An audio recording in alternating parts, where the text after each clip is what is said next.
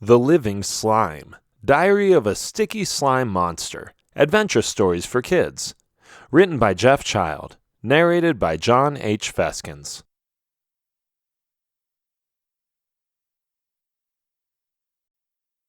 Introduction. A story about a slime creature. What would you expect in that?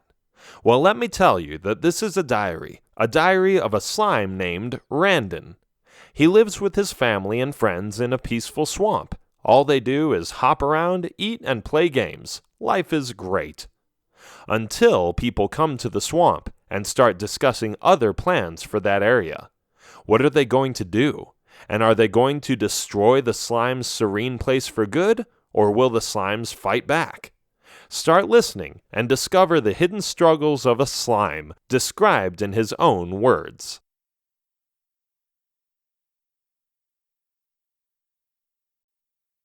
Chapter 1. Swamps are great! Randon the Slime, that's my name. I live in a swamp. Surprise! Not really, is it? I mean, where else would a slime live? In houses? Ha! Yes, I could already see myself live in a house with a fireplace and a tiny kitchen. Newsflash, I hop around all day. I would hop so hard against the walls that everything in that house would be destroyed within a day. And a fireplace? Pfft, I am immune to temperatures, so it would only be in my way. I would probably knock over the wood and the whole house would burn down by accident. Where else? A cave? Get out of here. Those are dark and boring. A lake? I bounce. I do not swim. A forest? I guess it would be okay, but it's just a less wet version of a swamp, and I like wetness. Goes along with my sliminess. The desert? Too dry. A dungeon? Meh. The nether? I'd burn to death. No thank you. So yes, a swamp it is. It always has been. I feel home here. It's awesome. It's wet, it's vast, it hides all kinds of friendly bugs, and it splashes whenever we bounce into the shallow water. That's right, I said we. I don't live here by myself. There are at least 13, 14, 68 others in this region. We like our space because then we can hop into whichever direction we want. Bumping into each other isn't too bad either. It hurts a little, but nobody takes offense, and the pain goes away quickly. I usually hang out a lot with my male buddy Yoshi and my female friend Carissa. We check every corner of the swamp and hop into the occasional tree when we feel like it. Yoshi is always acting tough, and Carissa is kind of a wimpy girl slime, but we all respect each other's personalities, so we get along greatly. And me, I always overthink things. That's what they say, at least. Maybe you already noticed that when I went over all the other options of possible habitats instead of just mentioning that I live in a swamp. Oh well, that's just me. Let me tell you something that happened recently. A short example of how our natures collapsed a little. We were hopping around in one of the farthest areas in the swamp. The other slimes were way in the distance. We didn't care. Nothing ever went wrong anyway. But this time I stopped. Whoa, I said. Hold on, guys. That looks like quicksand or something. We'll get stuck in there. Oh, it's so scary, Carissa said, already afraid of it. So scary, Yoshi said, but in a sarcastic way. Come on, Carissa. Are you a slime or not? Let's think about this, I said. I began hopping slower, lower, and closer, going around what appeared to be quicksand. You see, it's got that crazy, weird glow around it, which isn't even a real glow, but more like the opposite of a glow. Then it has a disgusting brownish-black color I haven't seen in this swamp for a while. The plants are farther away, contributing to the loneliness of the pool, the suspiciousness of the sand, and the irregularity of such an area in a general sense. I also observed the fact that it has... But before I could go on with my research, Yoshi interrupted me. You analyze things too much, he said. And with those words, he jumped right in. See, he said, nothing going on. All safe. However, when he tried to hop out again, he couldn't. It was quicksand indeed. He got stuck in there. Quicksand! Carissa screamed. We're going to die! Let's get out of here! Calm yourself, Carissa, I said. It's not going to come after us. It is perfectly happy staying here. Oh, she said. We just have to find a way to get Yoshi out now. Hey, Yoshi, can you move at all? None at all, not even my legs. You don't have legs, Yoshi, remember? You are a slime, so of course you can't move them. Oh, yeah, Yoshi said. Sometimes I thought I was the smartest in this little friend group, but since I thought too much about everything, I guess it was nice to have Yoshi in there as well, because he simply took action without hesitation. And Carissa, well, she was the girl. She was kind of a wimp, always scared. I don't know what strength she added to our little group of friends, but she was nice. Don't worry, I said. We'll get you out, Yoshi. I searched in the swamp around me and found a thick, long stick. It was perfect. Since we didn't have any arms, I simply bit it, put the other end into the quicksand, and made Yoshi bite it as well. He did, and I pulled him out. The strength it took had the effect that Yoshi got launched into the air and landed in a nearby tree. The three of us laughed for at least 10 seconds. It was hilarious. So yes, we have good times here. But one time, it was not that way. A terrible fate would befall us. And that's what I am going to attribute this diary to. The forces that threatened to destroy our peaceful, swampy existence as slimes. This is what happened.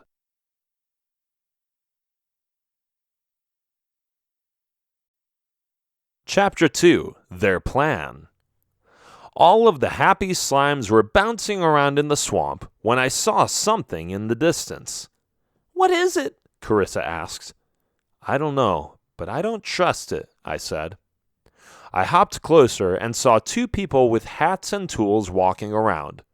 One of them was holding a map, the other a measuring tape, a hammer, and some nails. In their backpacks there were all sorts of items, including poles, flags, and shovels. We hid in some bushes in the distance and watched them make plans. This should be right, one of the men said. It's the perfect spot. Put a flag over there. Okay, the other man said. And how far is this? It's about 100 yards, isn't it? Yes, and then we need 500 yards to the west, which will determine the borders. Yoshi looked at me. Borders of what? He asked. I don't know, I said. They didn't say. Let's just follow them around and see what else they're going to say. Just be quiet. The men continued to measure distances, write things down, look at the map, point at trees, and shove flags into the ground. Yoshi wanted to kill them for putting flags into our swamp, but I held him back, assuring him that all we wanted was to know what it was all for. Are they going to build something in our swamp? Carissa asked. Probably, I said. The question is, what? We listened to the men again. They took hours and hours, but they never mentioned what they were planning to do. All they talked about was Object B and Structure X and such terms. Eventually it became dark. The two men decided to go home and left us there with questions in our minds. I want to know now, Yoshi said, and he hopped towards one of the flags. Can you read it, Randon? It has some kind of inscription on it. Merry-go-round, I read. Merry-go-what? Yoshi asked. Oh, you know, I said. It's a ride for kids. People pay and then sit on this machine and then they have fun. Weird, Yoshi said. And what's that one? We hopped towards another flag a few 100 feet away. Structure Y, Snake Roller Coaster, I read out loud. Roller coaster? Carissa asked. Yes, another ride, I explained as a little know-it-all. Also for fun. So what's going on? Carissa asked. They're going to build a theme park, I said. In our swamp.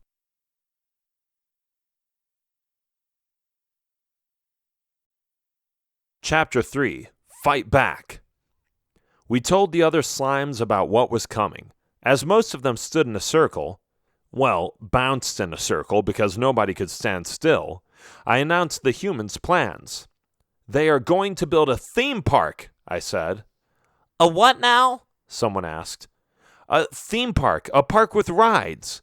And in order to build it, they are going to turn the ground upside down here. They will bulldozer all the trees down, fill up the pools with mud, and cover everything in pavement or grass. On top of that, they will build dangerous rides that make girls scream and heads spin. They are going to clutter garbage cans with trash and make noise with loud stereos. It's awful. How do you know all of this? Someone asked. Because I have been to one. I spent some time amongst the humans. They never saw me, but I kind of learned how to read, and I've seen the things they have made. But why are they doing this? Carissa asked. Don't they know we live here? It doesn't matter, I said. Even if they did, they don't care. They think this land is theirs, and that if they decide to build here, they can. We have to show them that this is our home. How are we going to do that? One of the slimes asked. By fighting back. When they get here, we'll show them whom this swamp belongs to. How about that? I said. Yeah, now we're talking, Yoshi said. When they come, I began, we'll team up. We will surround them and hop against them. Then they will know they shouldn't mess with us. Everyone agreed. We made some more strategic plans before dispersing into the swamp again. All the slimes were eager and determined to fight for what they called their home. Randon, Carissa asked when she came to me, do I have to fight too? You can if you want to, was my answer. It's up to you. Oh, I am scared. I don't want to. Then don't worry about it. I'll fight, Yoshi said. I'll take them all down. Just watch. I am sure you will, Yoshi, I said. Come on, let's play over there.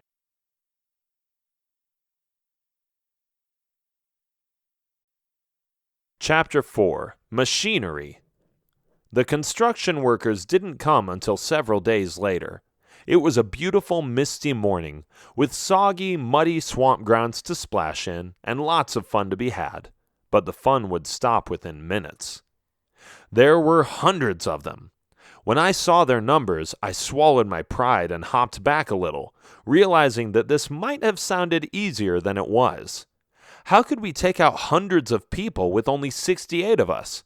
Even 67 of us, since Carissa wasn't going to do anything anyway.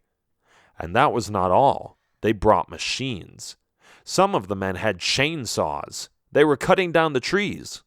Others began pumping water out of the soil, and a few bulldozers and other monstrous trucks and machines paved the way for the crew to walk on. Wow, I said. I couldn't utter another word. The rest of the slimes were hopping in place behind me. Shall we attack? One of the slimes asked. Sure, I said. Let's do it. Let's not be afraid. Go! The 67 of us hopped towards the construction workers. They panicked a little and got defensive, and even though we made some of them trip and fall with their faces in the mud, which was kind of funny, they fended off most of us. Some of them had shovels with which they banged us to the ground. Others chased us with their chainsaws or almost ran us over with their machines. Some machines made scary noises, something we rather stayed away from.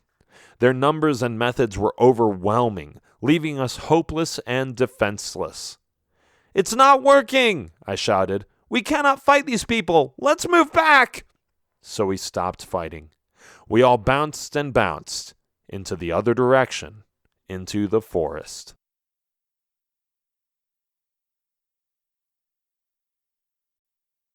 Chapter 5. The Plan.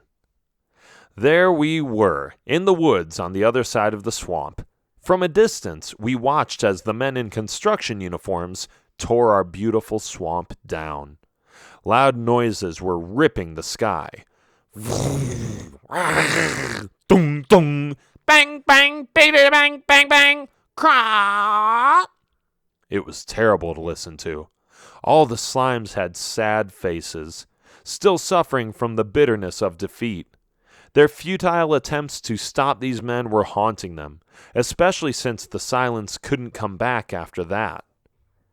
It went on like this for days. Slowly, every day, we observed and listened to the process of turning that piece of nature into a modern, electrically charged, man-made theme park. We have to do something, Yoshi said after some time. Come on, Randon. You always think of something to do. You usually come up with some genius idea. What can we do about this? Or is it already too late? We cannot fight these construction workers, I said. It's too late for that. They are too powerful for us. We should send slimes out into the wild to see if there are other swamps nearby. Perhaps we can live there. And our old property? What are we going to do about that? Nothing yet, I said. I am not done with these humans. If they think that they have won, then they are wrong. We all discussed what we should do in this case, and we separated into pairs, searching for a new place to live, since we didn't like the forest much as slimes. Too many trees to bounce into. After a day, everyone came back. Nothing, someone said. Nada, another slime mentioned. I found some cool stuff, but no swamps, one slime said. Then suddenly, one of them said, I think I found us a place to live. Everyone stepped aside to give him room. It was Yoshi. He stepped forward and looked confident. You did? I asked. Where? It's on the other side of that hill. Follow me. We were all curious to see what he had found. We hopped through the trees, over a field, and over the hill. I have to mention that the uphill part was particularly challenging, and that we had to push a few of our oldest slimes forward to make them get there. But eventually, we were standing on top of the hill, overlooking a big swamp on the other side. You are amazing, Yoshi, I shouted, as I hopped higher than ever before. Without hesitating, we jumped towards the new swamp and settled there. It was an even better-looking swamp than our previous one, with lush grass and blooming trees against the thick mud, as well as sporadic watery patches of land that it displayed. Truly a great place for slimes to reside.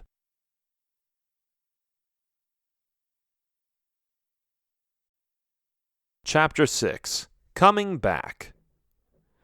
We were pretty happy in the new swamp. Bouncing around as we always did, we found that there were different kinds of plants, as well as different species of bugs.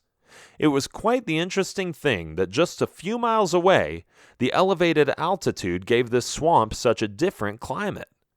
One thing was lacking, though, and it was something that had been on my mind almost every day that year: revenge. I think it's about time to go back, I said. We should go to the old swamp and scare the people there by bouncing into their faces. Sounds cool, Yoshi said. I don't want to do that, Carissa said. What if they will try to drive us out? They're not construction workers anymore. It has been a whole year. They are probably done with the project, and the only people there are visitors. Visitors are afraid of everything. Okay, Carissa said. If you say so, I'll come along then. Yeah, but you have to be scary, Yoshi said. Give me your scariest face. Try to give me the shivers. Ready? 1, 2, 3. Blah, blah, blah, blah, blah, Carissa said, trying to scare her friend. We laughed so hard that we bounced twice as high as usual. Ha ha ha ha ha, Yoshi said. Maybe you'll make the people laugh themselves to death. Then at least they will be dead, but for a different reason. Ha ha ha.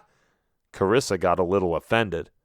Oh, come on, don't make fun of me. You look pretty stupid yourself sometimes. That's enough, guys. Let's go there, I said. Just the three of us? Carissa asked. Yes, of course, but Yoshi, no killing. We are just trying to scare them away. Sure, let's give these people the creeps. We didn't wait any longer. We were full of rage. Payback was going to be in our hands, and it would feel great. These people didn't have a clue what was going to happen to them. The three of us were going to terrify them so much that they would all leave the place that used to be our swamp. Get ready to be scared, jerks! Ha ha ha ha!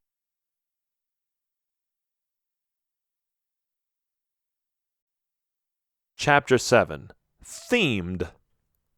We arrived at the forest and hopped towards one of the fences around the theme park. It was afternoon, the middle of the day. It was bright and sunny, and we heard the loud noises of the different rides go on from afar. But when we reached the fence, we stopped. We even stopped hopping, which is rare for slimes. The three of us put our faces against the fence and watched everything. There were spinning things, rides with lights and fun music, sweet smells from cotton candy and waffles, and thousands of people holding hands, carrying their kids, and smiling. They seemed pretty happy, I said. The more reason to teach them a lesson, Yoshi said. This was our swamp. They stole it from us. Yes, but I kind of feel like joining them, Carissa said. The rides look fun. Can we go on one of them? I didn't know what to say. I just kept staring. Then suddenly, a little boy came to the fence. He looked at us and shouted, Mom, come look at this! I wasn't sure if I wanted to be seen yet, but now it was too late. The boy kept pointing at us as the mother hurried to the fence. Don't they look awesome? The boy asked. I've seen a bunny mascot, a wolf, a creeper, and an enderman, but these are slimes. They never said in the brochure that there would be slimes. This boy obviously thought we were just part of the show. Later, I would doubt the boy's intelligence, since any person would be too small to crawl into a slime costume the same size. But it didn't matter at the time. He thought we were cool. Can I take one on a ride? The boy asked. Absolutely not, the mother said. They belong to the theme park. But then, Carissa jumped over the fence and landed next to the boy. She hopped in place, and the boy got the message. This one wants to go on a ride, he said. The mother rolled her eyes. Fine, she finally said. Carissa hopped next to the boy as he walked towards one of the roller coasters and stood in line. Whoa, where did you get that? Another boy asked. It's one of the slimes I found, the boy said. It almost looks real, doesn't it? I am going to go on the big roller coaster over there with it. Wow, sign us up for one. That's so totally awesome. Carissa loved the attention, although we were a little confused. After some more staring and thinking, even Yoshi eventually said, Okay, let's just have some fun then. Fun instead of revenge? I thought. Yes, that's a good alternative, especially since nobody here suspects us of being real or dangerous anyway. At that moment, even though I overanalyzed everything in my head, I also realized why we had Carissa in our group. The two of us were so eager to bounce on these people and scare them away, but she had just shown us that this was the wrong approach. That day, we were surrounded by numerous people who either thought nothing of it or admired us because we kept their kids entertained. We loved the rides, we ate some of the treats the people shared with us, and we went home to the swamp with balloons attached to our sides. What happened to you? One of the slimes in the new swamp asked. Guys, you won't believe this, but these people are actually fun, I said. What? Yes, and they give us food and play with us, Carissa added. Whoa, that's different, but they drove us out of our swamp, one of the slimes said. I know, I said, but it doesn't matter now. We can go there any time. We are always welcome as long as we simply hop over the fence. This can be our home, and the theme park can be our hangout spot during the day. They have rides and shows and good food. It's amazing. Wow, some of the slimes said. Sounds crazy. Can we come too? Of course. They will think you're almost too real, but will still think you're fake because you are part of the park's act. Just join us. We will go back tomorrow for sure. Right, guys? Carissa and Yoshi looked at me and said at the same time, Right. The end.